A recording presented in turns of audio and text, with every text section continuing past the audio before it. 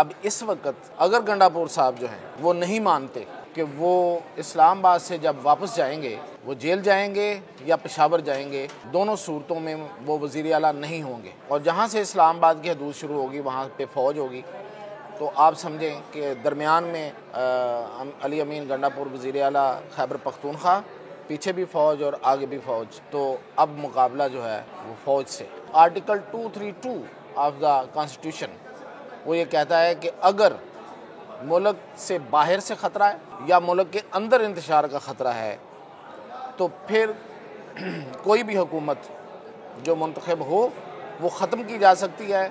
اور صدر یا گورنر راج نافذ کیا جا سکتا ہے۔ اگر اس وقت ہوش کے ناخن نہ لیے علی امین گنڈاپور نے تو گورنر راج کا نفاذ جو ہے وہ ہو جائے گا۔ ناظرین، اس وقت صورتحال بڑی گمبھیر ہے، نازک ہے۔ وزیر اعلیٰ خیبر پختونخوا صوبائی قوت کے ساتھ، صوبائی وسائل کے ساتھ اس وقت اسلام آباد پر چڑھائی کرنے کے لیے رستے میں ہیں۔ اطلاعات یہ ہیں کہ وہ برہان انٹرچینج سے آگے نکل چکے ہیں، اٹک پل ہے اور اٹک پل کے بعد پھر کٹی پہاڑی ہے۔ اب کٹی پہاڑی ایک ایسی جگہ ہے کہ جہاں پہ ان کو روکا جائے گا، پچھلی دفعہ بھی وہاں سے واپس چلے گئے تھے، اور وہ جب آگے کی طرف آ رہے ہیں تو پیچھے سے پشاور سے فوج کی ایک پوری جو فورس ہے وہ موو ہو گئی ہے اور وہ پیچھے سے آئے گی، اور آگے بھی فوج اس وقت جو کٹی پہاڑی ہے وہاں پہ رینجرز ہے، اور جہاں سے اسلام آباد کی حدود شروع ہوگی وہاں پہ فوج ہوگی، تو آپ سمجھیں کہ درمیان میں علی امین گنڈاپور وزیر اعلیٰ خیبر پختونخوا، پیچھے بھی فوج اور آگے بھی فوج، تو اب مقابلہ جو ہے وہ فوج سے، کیونکہ آج رات 12 بجے کے بعد اسلام آباد کیپٹل ٹیریٹری کا جو کنٹرول ہے وہ فوج کے ہاتھ آ جائے گا، اور یہ شنگھائی تعاون تنظیم کے انعقاد کے حوالے سے اس کو یہ اختیارات دیے گئے۔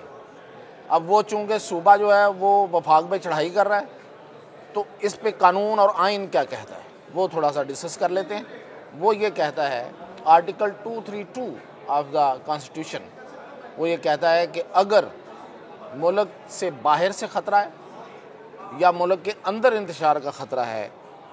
تو پھر کوئی بھی حکومت جو منتخب ہو وہ ختم کی جا سکتی ہے اور صدر یا گورنر راج نافذ کیا جا سکتا ہے۔ اب اس وقت اگر گنڈاپور صاحب جو ہیں وہ نہیں مانتے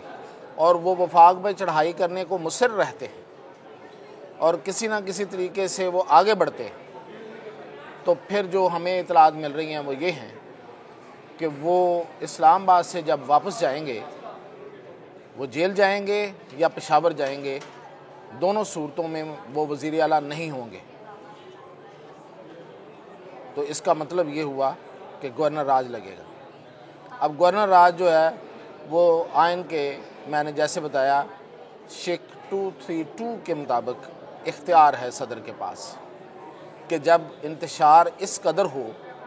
کہ کوئی اور حل نہ نکل پا رہا ہو تو پھر گورنر راج لگا دیا جاتا ہے۔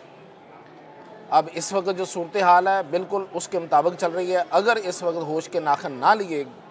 علی امین گنڈاپور نے تو گورنر راج کا نفاذ جو ہے وہ ہو جائے گا،